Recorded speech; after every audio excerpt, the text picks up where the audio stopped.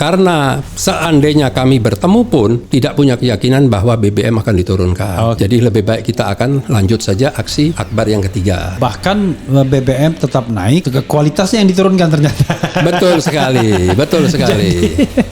Nah, yang diminta harganya diturunkan, kualitasnya diturunkan. Iya. Dari RON 90 jadi RON 86. 86. Iya. Yang lebih tragis lagi, ada dua produk yang berbeda yang jual lebih murah dilarang.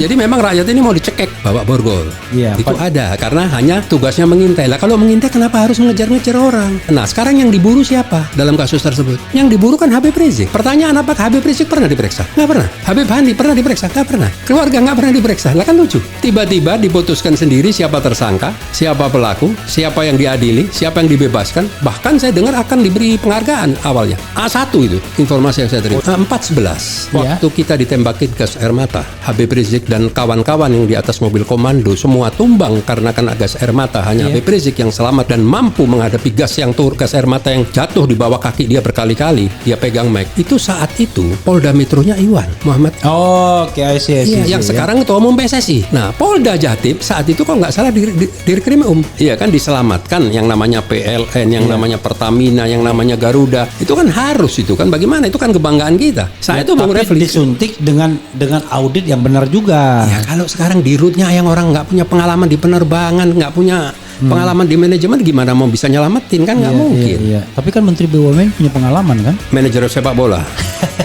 Itu pengalaman yang saya pernah tahu. Karena apa? Ya mungkin menurut saya ya kan, beliau pernah memimpin di sebuah kota ya kan, di Solo, pindah ke Metro, ke DKI. DKI kan baru cuman sekian tahun, belum menguasai keadaan sudah menjadi RI1. Nah disinilah dia merasa dinina bubukkan dengan pemain-pemain di kanan kirinya, ring satunya semuanya bermain.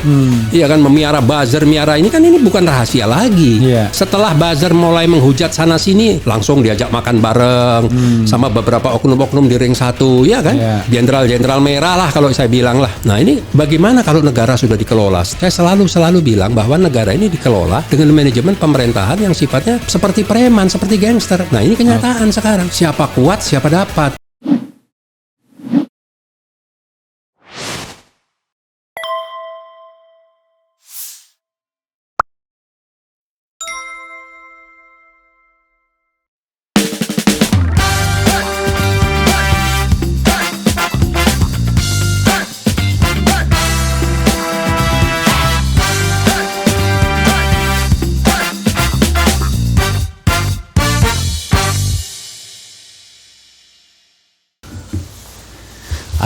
Assalamualaikum warahmatullahi wabarakatuh, Sobat RH sekalian. Jumpa lagi kita di channel yang keren ini. Keren cadas. Betul. Di depan saya ada istilahnya ketum ya, ketua umum ya. Ketua umum Gerakan Nasional Pembela Pengawal Fatwa Ulama. Pengawal Fatwa Ulama atau GNPF Ulama. Dan kita tahu ceritanya ya, kira-kira didirikan 2015-2016 ya. 2017. Oh 2017 ya. 2017. Tapi setelah GNPF Majelis Ulama sebelumnya kan? Iya, awalnya GNPF MUI. Iya, awalnya GNPF MUI kira-kira 2015-2016. Setelah itu menjadi GNPF Ulama. Dan kita tahu ini ada 3 pillars bersama dua temannya yaitu Front Persaudaraan Islam PA212, FPI dan PA212. Itu kerap menggelar aksi bersama. Nah, salah satu aksi bersama yang sudah mereka lakoni itu adalah aksi Tritura. 3 tuntutan turunkan harga, yaitu turunkan harga BBM, turunkan harga-harga, dan juga lakukan penegakan hukum atau supremasi hukum. Sudah 3 kali, salah satunya mengilhami lagu yang Raja Petruk, tetapi rupanya dari 3 kali tersebut rupanya pantun tak berbalas. Sebelumnya saudara sekalian, saya perkenalkan dulu tamu saya, Ketum GNPF Ulama Pak Kiai Haji Yusuf Martak. Assalamualaikum warahmatullahi wabarakatuh. Waalaikumsalam warahmatullahi Saya sebutnya wabarakatuh. Pak Kiai atau Pak Ustadz? Apa saja Apa boleh saja. lah, yang suka aja Bang.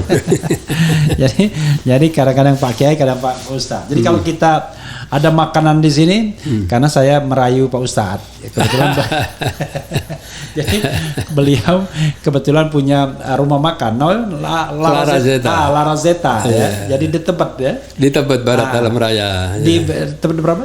Tebet Barat Dalam Raya nomor 17. Tebet Barat Dalam Raya. Betul. Barat Dalam Raya. Iya. Saya bilang, Pak Kiai, saya ini suka sekali nasi Arab, saya bilang. Nanti kalau Pak Kiai bawa nasi Arab, nanti saya promosikan juga. Jadi ini baru saja selesai, makanya live-nya agak lamaan sedikit ya kan, karena makan nasi Arab. Karena kalau sambil live sambil makan, saya pernah coba begitu. Oh gitu ya. Hasilnya dimarahin oleh sobat RH sekalian karena dianggap nggak sopan. Makan dulu. Iya. Karena katanya nggak boleh makan sambil ngomong gitu. Jadi kita selesaikan makan kita, tetapi ini masih ada banyak yang bisa dieksekusi. Makasih Pak Kiai ya. Saya bilang Pak Kiai, Pak Ustadz atau suka-suka aja ya. Jadi memang ini lezat ya, karena saya pernah diundang beliau makan, dihidangkan ini dan itu masih terngiang-ngiang. Dan tujuannya bukan minta dipromosi, tujuannya melihat Bang Refli makan tuh seneng saya gitu loh. Wah, iya gitu. dong. Berarti makanan tuh enak kalau nggak berhenti gitu. Iya, jadi salah satu menghargai pemberian orang itu adalah memakannya dengan lahap. Lahap ya kan? Dan di depan orangnya. Di depan orangnya, ya kan? Di depan orangnya dan tanpa basa-basi. Ya kan? Dan saya makannya tanpa basa-basi. Jadi ini menarik ya. Pertama kali tanggal berapa Pak Ustadz? Pertama kali aksi bela rakyat. 2 Mei ya? 12 Mei. 12 September. September ya? 12 September. 12 September. 12 September. Yang kedua? Yang kedua tanggal 2 kalau nggak salah itu Oktober ya. 2 Oktober. Nah, yang sekarang? Yang sekarang 10 Oktober. 10 Oktober. Jadi sahabat daerah sekalian sudah 3 kali. Kata orang tuh kalau udah 3 kali nggak aci. Kalau sudah 3 kali itu udah nggak apa lagi ya, nggak sah lah pokoknya, sudah too much ya kan. Biasanya kan opportunity 3 kali. Pak Kiai, silakan, apa yang didapatkan setelah 3 kali aksi ini dan apa rencana ke depan? Silakan. Ya, jadi begini, kita itu kan memang dimotori oleh Tripilar ya. Tripilar itu adalah GNPF Ulama dan Front Persaudaraan Islam dan Persaudaraan Islam PA 212 ya, Persaudaraan Alumni 212 ya. Nah itu kita menyampaikan kepada rekan-rekan semua, kepada teman-teman semua, yaitu khususnya ormas-ormas, baik ormas Islam, ormas yang lain maupun nasional dan lain sebagainya, termasuk tokoh nasional. Kita bergabung lah, kita duduk merumuskan satu rumusan lah, dalam arti kata melihat situasi dan kondisi dengan adanya kenaikan BBM saat itu. Nah akhirnya kita bentuklah yang namanya GNPR, Gerakan Nasional Pembela Rakyat. Oke, GNPR ya. GNPR, ya. Suka sekali gen-gen nih. Soalnya gen itu kan ada Gatot Nurmantio. Itu orang, kalau ini organisasi. Nah, tapi aksinya namanya kita namakan Akbar, Aksi Bela Rakyat. Ya. Nah, kita mencoba memberikan satu pemahaman dalam arti kata bahwa kita ini menyampaikan seluruh aspirasi, menyampaikan suara kita, mewakili rakyat, mewakili masyarakat yang saat ini mengalami beban yang sangat berat tentang masalah ekonomi, kenaikan kondisi saat ini, daya beli menurun, orang sendiri rakyat ini sendiri banyak permasalahan dalam kehidupan, BBM dinaikkan. Terus akibat dari BBM dinaikkan, walaupun tidak berdampak langsung kepada rakyat kecil, tapi dampak yang menerpa atau yang dirasakan oleh rakyat kecil itu adalah kenaikan harga-harga barang. Jadi itu multiplier efeknya. Multiplier efek di situ. Makanya, dan ini semua juga tidak kalah pentingnya, yaitu mengenai ditegakkannya supremasi hukum. Itulah yang kita namakan Tritura. Ya, jadi memang sengaja kita sabar, yaitu kita sampaikan sekali sampai 2 kali, dan setelah 2 kali kita bahas ulang, ya kita masih tetap menyampaikan bahwa Tritura lah sampai yaitu Akbar yang ketiga. Jadi Tritura itu 1, turunkan harga BBM, ya. 2, turunkan kenaikan barang-barang, harga barang-barang, ya. Yang ketiga penegakan supremasi hukum itu karena kan terjadi carut marut ya. Banyaknya kasus demi kasus, dari mulai kasus masalah yang pertama yaitu petugas KPPS, terus dari kasus Bawaslu, terus berikutnya kasus yang tidak kalah pentingnya itu yaitu 6 Laskar FPI ya kan tidak jelas arahnya, dan yang terakhir itu sebelum terakhir kasus Sambo lah ya kurang lebih ya kan. Polisi menembak aparat tadi polisi ada lagunya, juga. Hayo Sambo. Ya kan? Nah, yang terakhir itu juga dilakukan oleh aparat, yaitu di Kanjuruhan. Ya. Jadi yang kita lihat itu kalau dalam masalah Kanjuruhan itu bagaimana mau dicarikan formula alasan dengan berbagai alasan. Yang namanya gas air mata itu ditembakkan untuk menghalau orang. Jangan maju, mundur, atau bubar kan begitu. Ini tapi, orangnya nggak maju. Kalau orang di atas tribun dikena gas air mata itu aneh ditembak juga. Gas air mata, dia mau lari kemana, mau mundur kemana. Yang ada dia menyelamatkan diri dengan kepanikan, dia maju. Jadi justru malah dia mendatangi atau asap-asap gas air mata. Maka itulah korbannya tidak sedikit, sampai 130 sekian lah kalau tidak 131 salah. 131 itu yang mati. Yang mati. Sementara korban keseluruhannya 705. Mungkin, betul. Nah, dari 705 ini memang ada 12 temuan dari tim gabungan dari NGO yang mengatakan ini adalah, maaf ini bahasa mereka, ini adalah pembunuhan apa istilah mereka ya. Ini adalah mereka menggunakan istilah ini adalah pembunuhan yang didesain, bukan pembunuhan berencana. Jadi sistematis lah bisa jadi. Pembunuhan sistematis. Mereka mengatakan pembunuhan sistematis gitu. Karena alasan-alasannya juga kuat ya kan. Yang mana gas air mata itu dilarang oleh FIFA, tapi masuk ke lapangan tapi dipersenjatai dengan gas air mata, terus pintu yang semestinya bisa dijadikan akses keluar justru tertutup, yang semestinya 5 menit sebelum pertandingan selesai pintu harus dibuka ternyata masih terkunci. Banyaklah faktor-faktor. Nah, tapi yang jadi keanehan itu seolah-olah tidak ada yang secara sportif merasa bertanggung jawab. Bahkan ada yang merasa, itu kan bukan tanggung jawab saya katanya.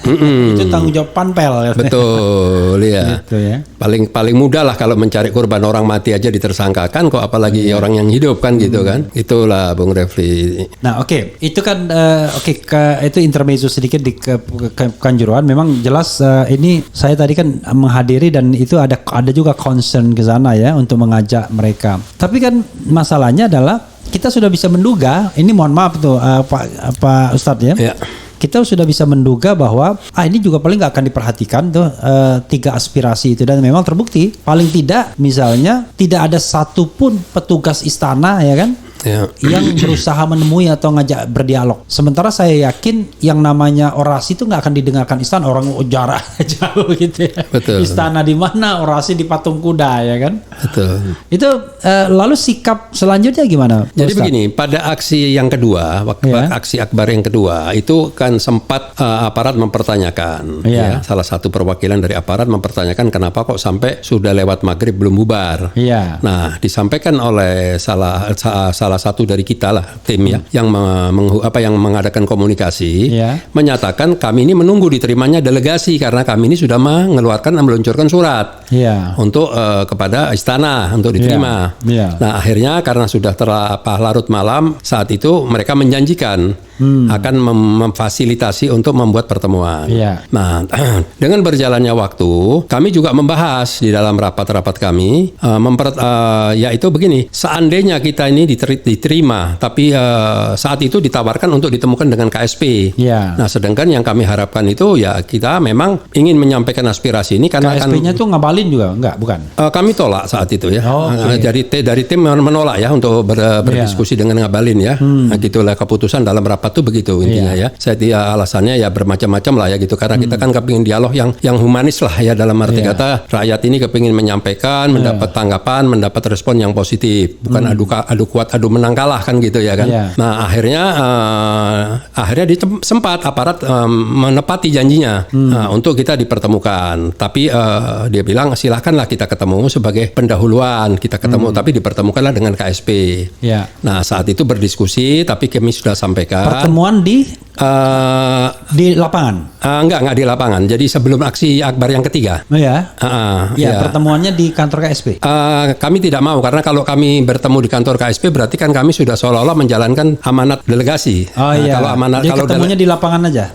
Iya, di luar lah gitu ya. Iya. Okay. Kalau kita ke tempat KSP kita harus didampingi oleh beberapa ormas sebagai perwakilan kan gitu. Jangan ada curigation nanti. Iya, agar tidak ada sakwa sangka lah, kurang lebih begitu ya kan.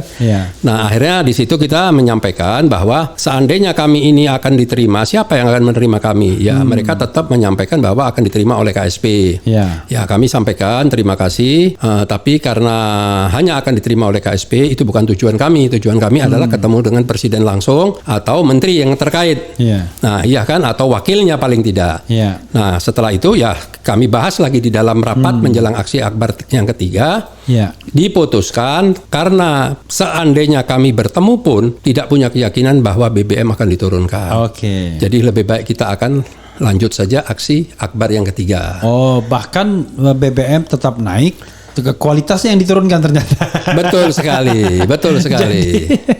Nah, jadi yang diminta harganya diturunkan, kualitasnya diturunkan. Iya. Dari RON 90 jadi RON 86. 86. Iya. Yang lebih ini lagi, yang lebih tragis lagi, ada dua produk yang berbeda, yang jual lebih murah dilarang. Iya. Jadi memang rakyat ini mau dicekek gitu loh, mau disuruh beli barang dengan harga yang mahal. Gitu. Nah, lalu lanjut ke aksi yang akbar yang ketiga. Aksi akbar yang ketiga. Nah, kita kasih waktu sekarang, ya kan? Kita ingin tahu reaksi. Namanya kan orang menyampaikan aspirasi kan, mudah-mudahan aspirasi kita kan bukan hanya cuman GNPR saja kan. Buruh juga tadi juga menyampaikan, dan sebelumnya juga buruh lain, mahasiswa, banyaklah dari elemen-elemen yang sudah menyampaikan. Berarti kan ini tidak bisa dianggap enteng lah, tidak bisa dianggap ringan. Kalau memang pemerintah ini punya sensitivitas yang tinggi, ya ini harus menjadi perhatian agar tidak terjadi akumulasi gerakan di jalanan ini makin masif nantinya. Karena kami sudah menjadwalkan, karena apabila yang sampai yang ketiga ini tidak ada respon yang positif, tidak ada perubahan, maka kami akan turun lagi nanti pada 4 bulan 11, yaitu 411. Seperti yang pernah kita lakukan dulu. Itu angka ikonik gitu, 411, 212. Iya. Dan 411 ini sudah disepakati? Sudah sepakat. Tapi if ya, seandainya tuntutan ini tidak digubris, atau memang pokoknya apapun yang terjadi kita akan turun lagi, atau gimana? Iya, jadi gini, akan kita ini tritura. Oke. Kalau seandainya BBM sudah diturunkan, terima kasih, alhamdulillah.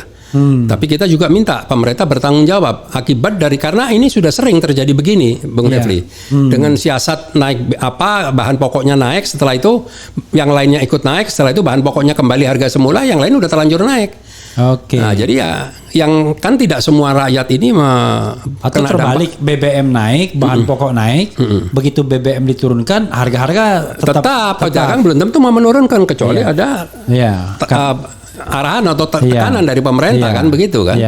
Gitu. Nah, itulah yang kita harapkan, termasuk masalah supremasi hukum. Gitu. Tapi kalau saya bilang ya, misalnya soal menurunkan harga-harga, kan tidak, kalau menurunkan BBM kan jelas satu item. Menurunkan harga-harga gimana caranya pemerintah? Karena sebagian dari harga tersebut terbentuk karena mekanisme pasar. Penegakan hukum, saya membayangkan alat ukurnya apa, Pak Ustadz? Penegakan supremasi hukum itu kan abstrak agak. Coba silakan. Gini, kan ada Menteri Perdagangan. Terus misal pemerintah provinsi DKI itu kan punya 2 unit yang bergerak di dalam pasar. Ya kan, misal Pasar Jaya, misal ada lagi satu lagi apalagi lupa saya namanya. Nah, itu kan bisa dimulai dari situ. Kalau dari situ harga sudah diturunkan, yang lain nggak mungkin harga tetap tinggi, bisa nggak laku dagangannya. Paling tidak apa yang menjadi otoritas kekuasaan itu mereka bisa kontrol. Bisa kontrol, gitu. Iya. Sehingga men-trigger harga-harga lain nantinya. Harga-harga lain. Itu salah satunya. Nah, kalau mengenai penegakan hukum misalnya. Ya, penegakan hukum ini kan sampai sekarang ini kan masih carut marut. Ya, banyak pelapor-pelapor yang sudah dilaporkan tidak pernah ada diproses. Sementara apabila pelaporan-pelaporan yang kepada pihak-pihak yang berseberangan dengan pemerintah itu sangat agresif sekali mereka memprosesnya, ya kan? Termasuk ya sekarang ya seperti kalau dari kami mungkin akan mengangkat lagi masalah kilometer 50. Oke. Jadi misalnya salah satu indikatornya apa? Misalnya yang membuat GNPR ini merasa bahwa ada niat dalam hal penegakan hukum. Ada indikatornya nggak? Sebenarnya indikatornya ada. Ya kan? Kalau dari Pak Kapolri sendiri sudah menyatakan apabila ada novum baru. Nggak, maksud saya kan kasus itu banyak, ada Kanjuruhan, ada KM50 ya kan? Kemudian ada Sambo ya kan? Ada Brigadir J ini, ada juga Novel Baswedan, macam-macam lah. Nah, apa yang menjadi indikator sehingga GNPR merasa bahwa tuntutan ini sudah dipenuhi dalam hal penegakan hukum? Iya. Kalau menurut hemat kami, kalau kasus novel itu kan kalau tidak salah udah selesai ya, kalau tidak salah ya. Ya, tetapi lagi-lagi seperti KM50 juga. Iya, kalau KM50 itu kan masih ada pertanyaan dari DPR waktu itu ke Kapolri dan Kapolri menyatakan apabila ada novum baru. Kasus novel itu juga meragukan juga orang yang dihukum apakah pelaku yang sesungguhnya atau tidak. Dan kedua, mereka dihukum ringan sekali untuk sebuah kejahatan yang luar biasa. Betul. Nah, pokoknya masih ada keraguan di situ. Jangan lupa ada kasus Munir juga misalnya. Nah, maksudnya indikatornya apa? Misalnya, sudah dibuka kasus KM50 misalnya. Berarti pemerintah ada niat untuk melakukan penegakan hukum. Karena itu kami tidak mau go forward dengan 411 karena sudah cukup pemerintah sudah mengakomodasi tritura itu. Gimana? Ya, jadi gini Bang Refli, saya tetap berangkat lagi dari yang masih punya peluang dalam arti kata itu adalah kilometer 50. Kalau masalah yang terkait dengan Sambo itu kan sudah berjalan. Kan keputusan nanti masih mau masuk pengadilan. Termasuk Kanjuruhan dalam proses gitu ya kan. Jadi kami tidak bisa menjustifikasi itu salah atau tidak benar dalam supremasi hukumnya gitu kan. Nah, tapi kalau kilometer 50 ini kan seperti kasus Sambo. Awalnya kan bilang ada kejadian di Pejaten, setelah itu pindah di Magelang, balik lagi Pejaten. Semua itu diolah karena CCTV sudah dihilangkan, dalam arti kata CCTV matilah saat itu. Nah, jadi kalau seandainya dipertanyakan mengenai novum baru, kasus kilometer 50, ya pertanyaan di mana itu CCTV? Tak intinya adalah kalau saya bisa simpulkan paling tidak dibukanya kasus KM50 lagi itu menunjukkan bahwa pemerintah serius untuk melakukan penegakan hukum. Serius, karena ini 6 nyawa. Kasus Sambo 1 nyawa. Maksud saya itu salah satu indikatornya ya. Jadi kan jelas tuh bagi pemerintah. Maksudnya begini Pak Kiai. Jangan sampai kemudian pemerintah mengatakan apa yang mau kita laksanakan, orang tuntutannya tidak jelas ya kan. Jadi kejelasan tuntutan itu satu, BBM turun itu kan jelas. Harga-harga diturunkan sepanjang harga yang bisa langsung dikontrol pemerintah melalui penguasaan dia ya, mungkin melalui Bulog, melalui Pasar Jaya dan lain sebagainya. Jadi yang bisa dikontrol diharapkan ini men-trigger penurunan harga lain kan. Nah, penegakan hukum setidak-tidaknya ada kemauan untuk memproses kembali KM50 kan. Begitu.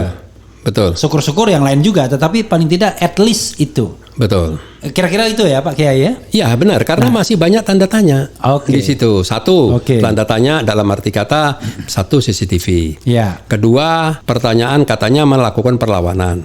Kan sudah dilumpuhkan yang 2, sudah ditembak. 1 kena matanya, 1 kena dadanya, tangannya, iya kan? Yang 4 kan masih segar, masih belum kena apa-apa. Kalau ada perlawanan, pistol harusnya di tangan mereka kan? Bukan itu pertanyaan saya sekarang. Kenapa ada perlawanan? Kan semestinya tatkala sudah dilumpuhkan, sudah dikuasain, sudah bisa disuruh turun, ngangkat tangan di bawah belakang kepala, kan harusnya sudah diborgol. Iya, artinya kan itu kan kalau kita bicara kesalahan, jelas-jelas kesalahan prosedur yang luar biasa kan. If seandainya memang ada cerita tentang mobil itu kan, yang itu pergulatan di Xenia itu kalau ada. Dan setelah itu dibawa. Iya kan? Ada alasan karena kami tidak bawa borgol. Itu ada karena hanya tugasnya mengintai. Lah kalau mengintai kenapa harus mengejar-ngejar orang? Senggol-senggol orang. Iya, itu kan jadi pertanyaan. Nah, sekarang yang diburu siapa dalam kasus tersebut? Pengedar narkoba bukan. Yang diburu kan Habib Rizik. Iya. Pertanyaan apakah Habib Rizik pernah diperiksa? Iya. Nggak pernah. Habib Handi pernah diperiksa? Nggak pernah. Iya. Keluarga nggak pernah diperiksa. Lah kan lucu. Tiba-tiba diputuskan sendiri siapa tersangka, siapa pelaku, Ya. siapa yang diadili, siapa yang dibebaskan. Bahkan saya dengar akan diberi penghargaan awalnya. A1 itu informasi yang saya terima. Oh, jadi penghargaan Sempat mau diberi penghargaan si pembunuh tadi. karena berhasil Karena berhasil. membunuh Iya. orang yang dianggap menjengkelkan pemerintah, ya kan? Kira-kira begitu kan? Ya pertanyaan sekarang mobil itu kan depan 2, tengah 3, belakang 3. Oke. Sementara Laskar itu 4. Nggak mungkin dong, pasti yang nyetir pasti dari aparat. Iya. Sampingnya pasti aparat. 4 ini mau ditaruh di mana? Ya. Kan nggak mungkin memberikan perlawanan. Senjata sudah tidak ada, segala sudah tidak ada kan? Dalam arti kata kan begitu. Nah, makanya buru-buru CCTV dihilangkan, setelah itu TKP di bumi hanguskan. Ini akhir zaman ini. Sebenarnya TKP tidak dihanguskan, dibangun. Jadi terlalu jorok gitu loh. Dibangun tempat menjadi tempat bukan istirahat lagi, pokoknya dibangun aja begitu aja ya. Pertama diangkatlah pistol ya kan. Nah sekarang kan lucu, satu aja kelucuannya. Kenapa harus melibatkan TNI di dalam Press conference. Ada apa ini? Tidak Ada peperangan. Kalau ini lawannya orang luar negeri atau teroris atau bagaimana lah, itu boleh lah ya. Kalau perlu lengkap lah, ada polisi, ada TNI, ada angkatan laut, ada angkatan udara, lengkap. Ini ada apa gitu loh? Kok terlalu banyak kok dan rekayasanya dengan pakaian gitu. lengkap perang lagi ya. Ya kan, dengan pakaian lengkap perang loreng gitu. Bukan dengan dinas biasa kan? Iya. Setelah itu preskon lagi menyatakan bahwa senjata rakitan. Ini kan lucu.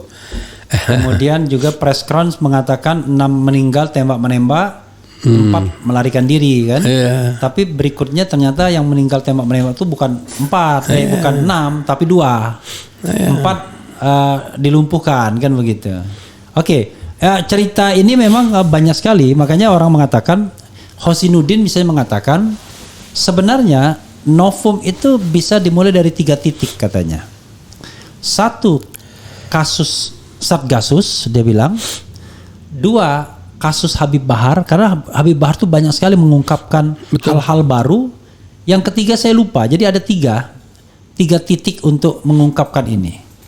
Nah, jadi 3 titik ini termasuk juga sebenarnya kalau kita bicara tentang, kan gara-gara kasus Sambo ini banyak mengatakan kesalahan prosedur kan. Padahal itu kesalahan prosedurnya sudah sejak awal itu. Ngapain dilakukan penguntitan surveillance terhadap orang yang bahkan dijadikan tersangka saja belum. Kan begitu. Lalu dibilang mau pengerahan massa. Loh, pengerahan massa kok mengarahnya keluar Jakarta? Kira-kira gitu. Jadi banyak sekali. Nah, oke, Pak Ustadz. Lalu what for? Apa yang mau dilakukan? Mau menunggu atau sudah merencanakan 411 atau gimana? Kami telah menyurati DPR RI. Oke. Bahkan itu pada bulan Agustus kalau tidak salah. Ya. Terus pada bulan September kita luncurkan lagi surat sekali lagi dari pengacara. Ya. Tapi sampai hari ini belum ada respon. Oh, untuk KM 50? Iya, untuk Komisi 3. Komisi 3. Jadi apabila audiensi. Iya, kami akan bertemu karena saat itu kan Bapak Kapolri kan di RDP dengan RDP dengan Komisi 3 kan. Nah, maka kami akan menyampaikan kepada Komisi 3 bahwa saat itu Pak Kapolri sudah menyatakan apabila ada novum baru. Nah, kami akan menyampaikan kepada DPR agar DPR itu meminta atau menyampaikan pada Pak Kapolri di mana CCTV itu berada sekarang. Siapa tahu nanti tukang rusak CCTV juga sama bisa saja ya kan, karena operatornya pelakunya juga sama orang-orangnya kan begitu. Nah, tapi sampai 2 kali belum. Jadi kalau seandainya saya mendengar mereka masih reses. Setelah reses, apabila tidak ada respon, kami akan melaporkan kepada MKD. Oke. Ya, karena DPR ini sewenang-wenang, tidak merasa mewakili rakyat. Kalau saya lihat ya kan tidak sensitif dengan hal-hal yang keterkaitan dengan rakyat. Kalau tidak salah pada waktu itu kan sudah diagendakan konon pertemuannya, tapi kok tiba-tiba batal? Benar gitu, Pak? Dari versi dari 2 orang yang berbeda, satu lewat Aziz Yanuar, satu lewat saya, semua juga sama. Pernah mengagendakan, mungkin dia niat baik, tapi yang lain menolak. Oke. Ya, bahkan ada yang bilang jangan dulu, kita kan masih mau mari kita diskusikan dulu dengan mitra. Lah ya ada yang lucu, yang mau kita gugat ini mitranya kok kok mitra mau diajak bicara. Bahkan ada yang ngeluarin kata juga ini kan ibaratnya aspirasi masyarakat ya kan. Bahkan ada yang ngeluarin kata-kata yang tidak etis. Dia bilang udahlah ngapain kilometer 50, nanti kalau udah kilometer 100 aja lah kita proses. Ada yang ngomong begitu. Gitu ya. Iya. Berarti maksudnya dan terjadi di Kanjuruhan kan? Alhamdulillah. Kan di Kanjuruhan akhirnya terjadi kan. Maksudnya kalau kilometer 6, kalau kilometer 50 korbannya 6, ini udah kilometer 1000 ini. Jadi bukan begini, kilometer 100. Bung Refli, 411 waktu kita ditembakin gas air mata, Habib Rizik dan kawan-kawan yang di atas mobil komando semua tumbang karena kena gas air mata. Hanya Habib Rizik yang selamat dan mampu menghadapi gas air mata yang jatuh di bawah kaki dia berkali-kali. Dia pegang mic. Itu saat itu Polda Metronya Iwan Muhammad. Oke, I see. Yang sekarang Ketua Umum PSSI. Oke. Nah, Polda Jatim saat itu kalau nggak salah Dirkrim kalau tidak salah. Oke, tapi nanti kita cek lagi ya. Ya, ini mungkin saya salah, tapi paling tidak ini. Jadi ini jangan dianggap semua ini Allah tidak menghukum gitu loh. Iya kan sama kan kasus kilometer 50. Saat itu Sambo di mana posisinya, iya kan? Iya. Sama. Ini kan hukum-hukum semua dari Allah ini kan. Yang jelas kalau dalam press conference itu yang hadir salah satunya Brigjen Hendra Kurniawan kan? Pasti gitu. Di antaranya. Oke. Ini kan masalah nyawa orang, bukan masalah. Pertanyaan saya belum dijawab. Kan Tritura ya, salah satu penegakan hukum tadi KM 50 menunggu dari DPR. Tapi bagaimana dengan Tritura yang sudah diluncurkan 3 kali ini, mau nunggu juga dari pemerintah, kemudian luncurkan 411, atau ya sudah give up, pokoknya apapun jawaban pemerintah kita tetap 411. Gimana Pak Kiai? Begini, kalau kami hasil Akbar 1, Akbar 2, Akbar 3, baik dari yang menyampaikan orasi maupun yang hadir ya, yang bersama-sama kita ya, yang mensupport kita termasuk buruh, termasuk mahasiswa, itu sudah sangat kencang sekali, yaitu apabila Bapak Presiden tidak mampu melakukan atau tidak mampu menurunkan BBM dan tidak mampu mengatasi permasalahan yang terjadi ini, ya tuntutannya diminta mundur. Oke. Bisa jadi nanti bukan diminta turun ya, mundur ya. Mundur. Karena mundur itu terminologi konstitusi, ada konstitusi, mundur, ya. Kalau turun kan dimedun kan. Dimedunke, ya kata orang Jawa. Dimedunke itu dipaksa medun. Kalau mundur ya mundur sendiri kan. Mundur sendiri. Mundur sakit atau mundur meninggal atau beralasan. Monggo kan pakai jempol kan monggo ya kan. Tapi dimedunnya bisa ditarik. Iya. Oke. Jadi yang saya sayangkan itu Bapak Presiden kita itu tidak pernah membuat satu statement atau bagaimana pembelaan kepada rakyat itu yang menyampaikan aspirasi. Oke. Iya, tapi dia akan memberikan segala sesuatu kepada pihak-pihak yang nggak ada urusannya, yang nggak pernah nuntut dia. Oke. Itu. Jadi belum pernah sejarah gitu ya. Saya mencatat, dari mulai kasus Ahok semua nggak ada. Saya mencatat misalnya ya, kan rekan-rekan buruh, tadi kan juga ada rekan buruh ya. Kan mereka menuntut Omnibus Law dicabut ya kan? Sama RUU KUHP. Ya, turunkan BBM sama. Turunkan BBM sama. Nah, yang menarik adalah begini. Waktu Omnibus Law ini dibatalkan oleh MK, walaupun dikasih napas 2 tahun, statement pertama Pak Jokowi apa? Yaitu memberikan jaminan kepada investor bahwa aman investasi mereka di Indonesia. Jadi sama sekali tidak menyentuh rakyat atau buruh atau pekerjanya. Kan saya membayangkan, karena ini sudah diputuskan oleh Mahkamah Konstitusi, maka kami akan menghargai teman-teman pekerja, selamat ya kan. Kami akan patuh sebagai negara hukum. Kan gitu, saya kira bakal begitu dia ngomongnya. Tapi ternyata enggak. Yang diomongkan adalah tenang para investor, ya kaum berduit lah kan. Investasi Anda safe ya kan. Tidak ada perubahan apapun dengan Omnibus Law ini. Tidak ada pasal-pasal yang dibatalkan oleh MK. Saya sudah cek. Loh, malah yang terjadi adalah dia menghibur para kaum berduit itu, kira-kira begitu ya, dibandingkan menghibur rakyatnya yang separuh kecewa dan putusan MK. Memang perilaku atau watak kekuasaannya seperti itu Pak Kiai? Jadi begini, sekarang itu yang dimaksud investasi, itu investasi yang mana saya nggak ngerti. Iya. Satu demi satu investasi hampir semuanya gagal. Oke. Dari mulai bandara-bandara yang dibangun, ya, terus kereta api cepat, belum lagi nanti IKN, iya kan? Jadi kalau saya lihat ini ada indikasi bagaimana duit masuk, duit hutang masuk. Atau proyek ini dapat dana, apakah dari mana, dari luar atau dari investor atau dari utang atau dari APBN. Yang penting diambil di depan dulu. Oke. Perkara kemudian proyeknya jalan nggak jalan, coba aja lihat nanti. Ujung-ujungnya ini nggak ada proyek yang jalan, atau paling tidak berhenti di tengah jalan. Atau terus siapa yang mau menanggung semua? Kalaupun jalannya tiba-tiba tidak maksimal penggunaannya ya. Iya, jadi kenapa Pak Jokowi itu tidak berpikir menguatkan fondasi dulu? Bagaimana menguatkan fondasi ekonomi rakyat, ya kan? Negara ini udah bagus kok, ekonominya udah bener, pengusahanya udah bagus, nggak kalah dengan pengusaha-pengusaha luar. Kok terkesan kurang percaya diri gitu ya? Satu, kedua, investor mana yang mau masuk? Saya mau tanya, mau yang mana mau masuk setiap hari demo di mana-mana? Apa mau nyalahin yang demo? Ya enggak lah. Nah, sekarang saya mau tanya, bagaimana PLN rugi? Pertamina rugi. Pertamina rugi, yang katanya sumbernya katanya kalau komisaris utamanya jadi di sana mau apa? Mana semuanya? Bohong semuanya. Yang katanya kalau rugi kebangetan. Yang namanya BUMN itu yang menyumbang lah uang buat negara kan? Yang lebih menyakitkan lagi Bu Refli, Garuda. Garuda itu nasional karir. Iya. Pesawat kebanggaan kita sudah habis, Merpati sudah habis, Borak udah habis. Semua kan itu kan dulu dibunuh oleh penerbangan nasional. Sekarang dibunuh oleh salah satu penerbangan. Bahkan Airport Halim diberikan kepada salah satu penerbangan. Garuda yang tadinya domestiknya setiap hari mau misal ke Surabaya itu ada 10-8. Sekarang mungkin ada 1 cuman 2. Memang agak aneh juga memang ada national flag carrier ini yang sebenarnya separuhnya monopoli kan. Orang kalau misalnya dinas apa-apa kan rata-rata pakai Garuda kan misalnya. Tapi kok bisa rugi?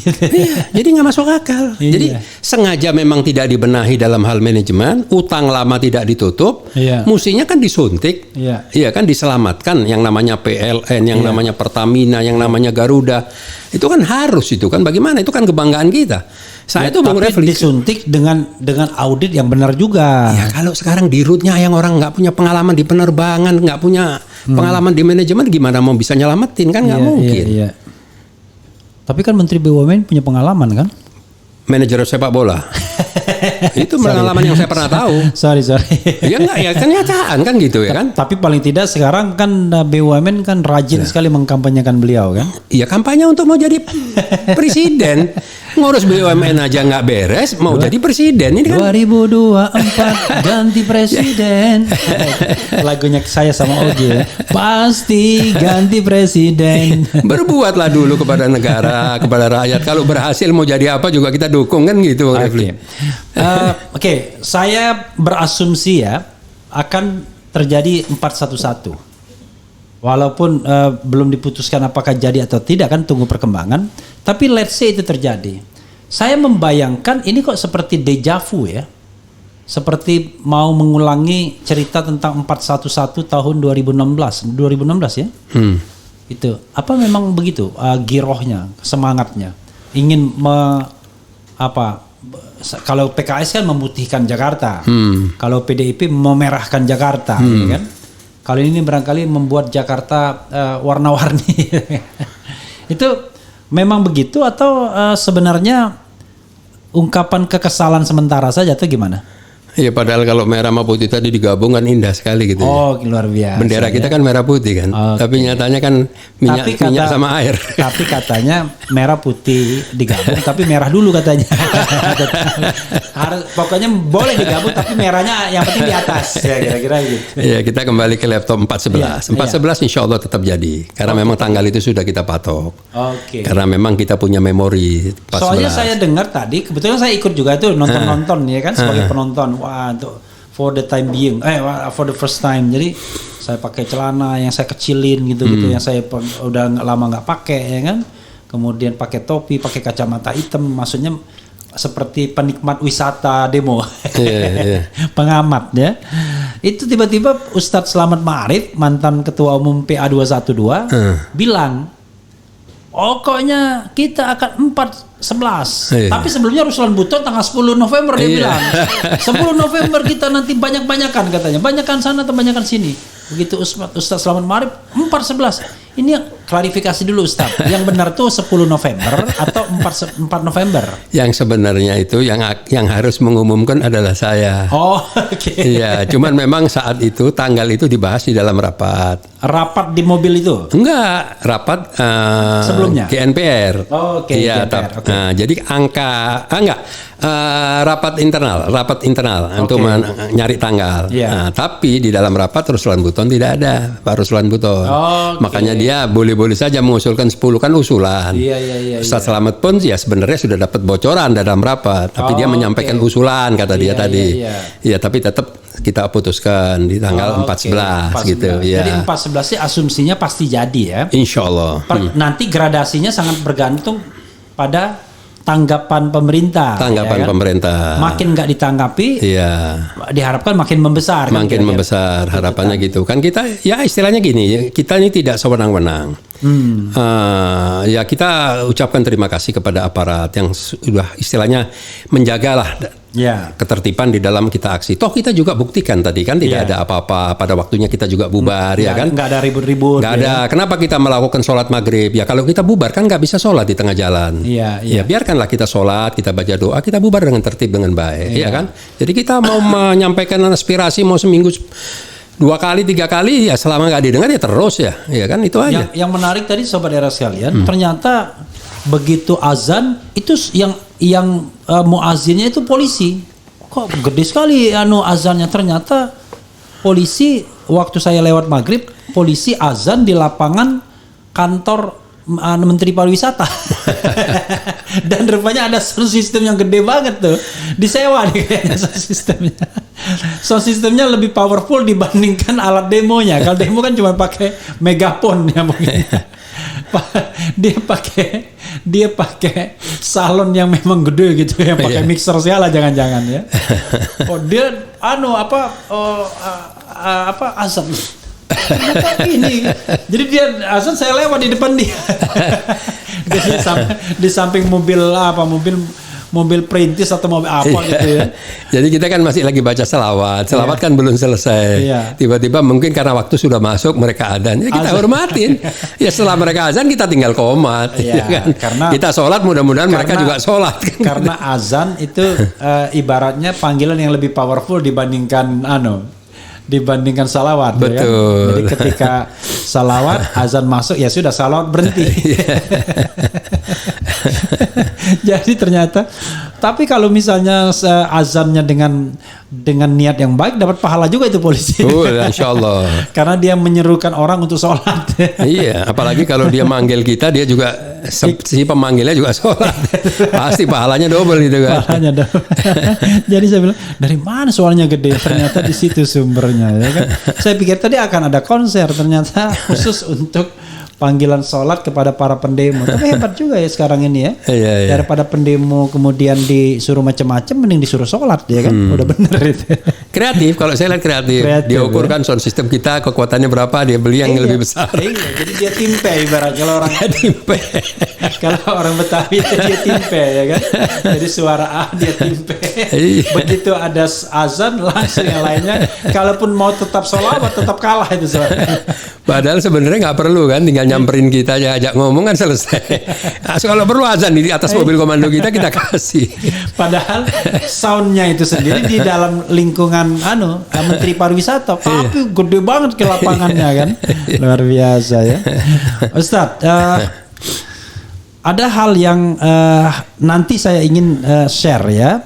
Kalau kita bicara frankly speaking ya, bagaimanapun kan ini kan perdebatan perbincangan akademik juga, yaitu menyangkut tentang kepercayaan kita terhadap pemerintahan. Kita percaya sama pemerintah bagus, tidak percaya ya boleh, konstitusional kan. Yang namanya aspirasi kan kita nggak bisa dipercaya, nggak bisa ditekan untuk percaya. kalau kita nggak percaya gimana? Kan kepercayaan itu lebih baik kalau seandainya memang tumbuh dari hati nurani kan. Nah, yang kedua, saya juga akan bicara mengenai perkembangan politik terakhir yang barangkali sedikit banyak akan berkait sama GNPR kalau dalam konteks demo, dalam konteks unjuk rasa, tapi GNPF Ulama, PA212, kemudian FPI dalam konteks yang lebih permanen, yaitu pencapresan ya, yang sudah deklarasi kan, ada Prabowo sudah deklarasi, ada Anies Baswedan yang sudah deklarasi ya kan, walaupun ada sekjen satu partai mengatakan giliran Anies disindir, giliran Ono enggak, kira-kira gitu. Oke, saya bacakan secara sekilas beberapa komentar dari sobat era sekalian dari yang paling bawah lah kira-kira. Wah ini kan sudah belum apa-apa, dia bilang kawal.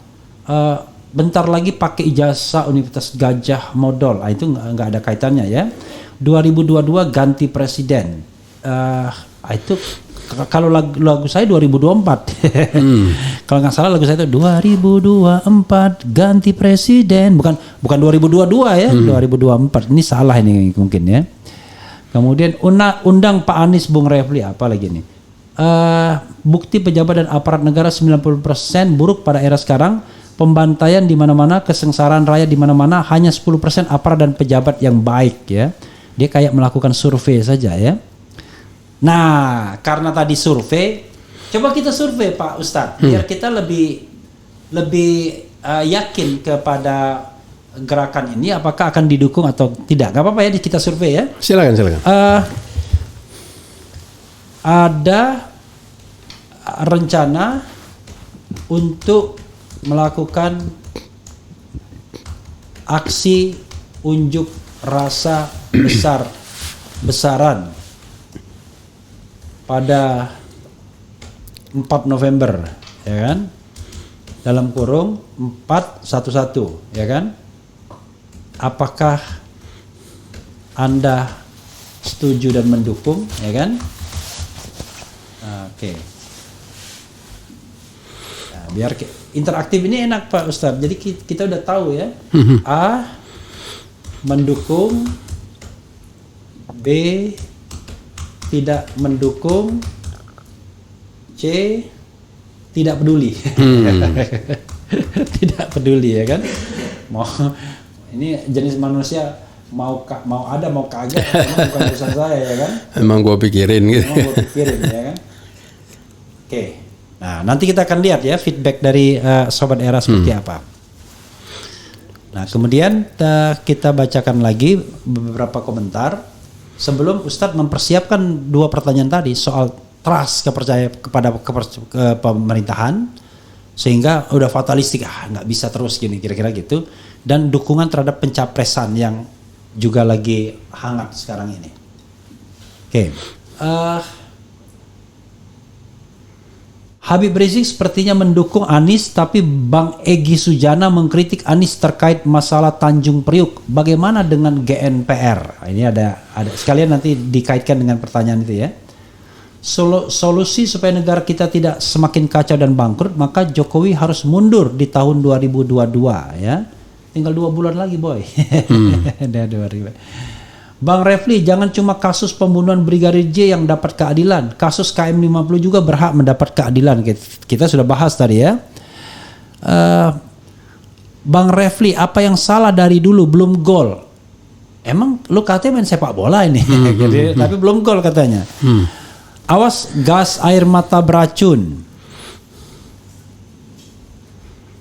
RH main aman bro, nggak akan mau bahas ijazah palsu. Jadi ini sobat era sekalian, beliau ini bukan otoritatif ya kan untuk membahas ijazah palsu. Kalau soal ijazah palsu, saya bisa membahas dengan diri saya sendiri ya kan. Kan intinya ini kan hidup bertata negara kan. Kalau memang ada data ijazah palsu, ya tinggal disandingkan saja. Ya kan, versi Bambang Tri dengan versi lembaga yang dianggap mengeluarkan ijazah palsu itu. Kan begitu. Lalu diverifikasi secara dengan ijazah yang lain transparan, ya kan? Dilakukan yang namanya forensik digital forensik, ya kan? Selesai. Soalnya kan gitu saja. Betul. Nah, yang nggak asik itu adalah data bukan dibalas dengan data dibalas dengan ancaman. Ya. Nah, itu yang nggak asiknya ya. Jadi sebenarnya, dan itu forumnya, sobat era sekalian, forumnya di Pengadilan Negeri Jakarta Pusat, di mana Bambang Tri sudah menggugat Pengadilan Negeri Jakarta Pusat pihak-pihak yang diduga penggunaan ijazah palsu. Nah, ini forum yang bermartabat kalau kita bicara negara hukum. Jadi bukan soal safety player dan lain sebagainya, tetapi ini bagaimana kita to put the right thing on the right place. Jadi bagaimana meletakkan sesuatu pada tempatnya. Saya kejar-kejar Pak Ustadz Yusuf Martak, ya nggak akan bisa menjawab juga asli nggak asli. Yeah. Kan sama pasti jawabannya. Itu asumsinya kan begitu. Kemudian waspada buzzer-buzzer bayaran dari uang judi, narkoba, perdagangan orang, geng sambo merajalela di mana-mana, perang yang terdiri dari orang-orang yang benci hukum Allah dalam kurung syariat Islam dan ulama-ulama yang lurus. Dia bilang khilafah di sini ya. Percaya rezim sekarang gue masih punya akal sehat bang, gak absurd banget, oke. Kemudian nyesel gue sekolah ijazah di scan aja, semoga bisa jadi mantri. Ya, ini skeptisisme ya. Karena itu skeptisisme itu harus dijawab. Karena jangan salah saudara sekalian, yang namanya yang dianggap memfitnah ini kan bukan hanya pejabat-pejabat. Kita masyarakat juga difitnah. Kan saya baru ceritakan sama Ustadz bagaimana saya difitnah melakukan rekayasa interview ya kan dengan seorang ex bomber Sarina yang 2 hari sebelumnya sudah diinterview orang lain sesungguhnya. Dan itu konsekuensinya kan saya tahu. Kalau seandainya diterus-teruskan bisa kena kita dianggap menyebarkan berita bohong. Kan karena ini kan kita ini kan seperti mangsa yang sudah diincar. Yeah. Kapan kita kira lengannya terplesetnya diterkam kan begitu. Nah, ini ciri-ciri negara yang tidak sehat saudara sekalian. Karena reformasi itu adalah menegakkan demokrasi ya. Apalagi ya? Habib Rizik Syihab, Ustadz Abdul Somad pimpin umat Islam. Dery Juliantono bukan Dery, Ferry pimpin Serikat Islam. Rocky Gerung pimpin mahasiswa, Jumhur Hidayat pimpin buruh, Sarita pimpin mak-mak. Jadi tuh barang Bang Rev. Barang apa? Adonan roti maksudnya. Nggak jelas ini kan. Banyak pakai Betawi semua ini kan. Oke. Bung Refli tahun 2024 jangan sampai ada kardus digembok ya. Oke, karena nggak ada gunanya kita gembok kardus ya kan. Gemboknya tetap remains tapi kardusnya bisa dibolongin kira-kira gitu. Atau lemnya bisa dilepasin dan dilem lagi. Supremasi hukum menurut saya bisa diukur dari penanganan Kaisar Sambo dan dilakukan audit terhadap Satgasus. Soalnya mungkin saja Satgasus ini berhubungan dengan banyak kasus. Ya luar biasa. Satgasus berhubungan dengan banyak kasus ya kan. Jangan makan banyak kalau tidak mau sakit usus ya kan. Kita bisa tahu penegakan hukum kalau periksa Satgasus. Kira-kira gitu. Nah, Pak Ustadz silakan menjawab 2 hal yang saya sampaikan tadi. Yang mana dulu? Terserah, tetapi mungkin bagus soal kepercayaan dulu. Trust. Ya. Saya kadang-kadang ya ingin frankly speaking, walaupun tidak etis ya kan, karena presiden yang sekarang adalah presiden yang dipilih oleh rakyat. Perkara ada klaim bahwa ada kecurangan itu whatever itu secara formal kan tidak terbukti paling tidak. Dan tidak ada proses impeachment atau inisiasi untuk the trial of impeachment, yaitu pemakzulan. Tetapi bagi sebagian masyarakat, saya tidak tahu besarnya seperti apa, sepertinya kepemimpinan sudah tidak bisa dipertahankan lagi. Karena itu sesungguhnya imajinasi yang ada itu bukan hanya soal turunkan harga, ya kan? Bukan turunkan BBM atau penegakan hukum, tapi yang disuruh mundur. Dan ternyata apa yang saya sampaikan ini disuarakan emak-emak bahkan di gedung DPD misalnya. Tadi saya tidak lihat spanduk ada mundur begitu, tapi saya mendengar itu dari Jumhur Hidayat, saya mendengar dari orasi yang tadi dan lain sebagainya. Nah, sekarang sesungguhnya kalau kita balikin kepada sikap yang genuine GNPR atau GNPF Ulama atau PA21 atau ormas Islam lainnya yang terlibat dalam aksi itu, sebenarnya apa sih sikapnya terhadap pemerintahan sekarang ini? Ya, jadi kami ini kan berjuang dari mulai. Pokoknya kalau mau jawab yang lebih hati-hati, tarik napas dulu.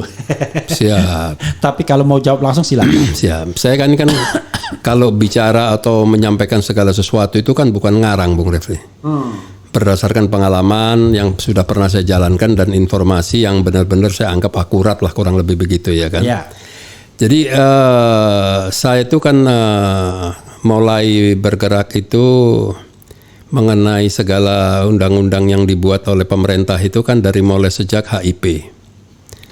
Saat itu kita membentuk delegasi yang akhirnya kita bertemulah dengan DPR ya. Ya. Di situ terjadilah diskusi.